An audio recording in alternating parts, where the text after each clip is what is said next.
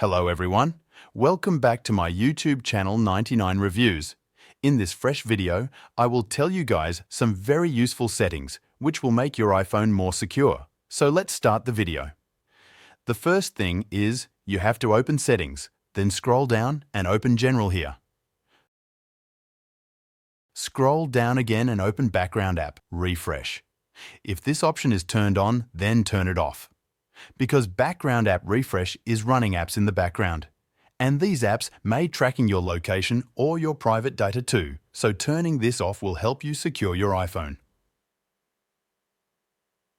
Moving towards the second setting, go to Privacy and Security. Now you can see the second option, which is Tracking. Open it and turn it off. If tracking remains on, all the apps which are allowed to track, you can easily find your location and even the data of your iPhone. Turning it off means you are secure and no third-party application is allowed to do changing to your device. The next setting is also in Privacy and Security tab. Go back from Tracking and then scroll down all the way. Here is the option, Analytics and Improvements. Open it.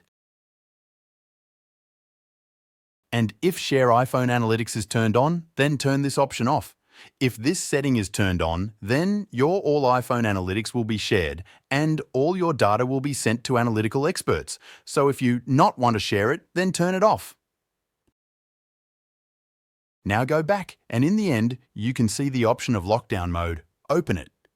This setting is only for those people who are very famous or national stars and they feel that they have risk of threatening. If you are not that person, then don't turn this option on. The last setting is App Privacy Report. Tap on App Privacy Report and turn it on. This will help in providing a daily privacy report to Apple support, mentioning that which application uses your location, which app has access to your gallery, data, and all the other things, so turning on this option will maintain security of your iPhone.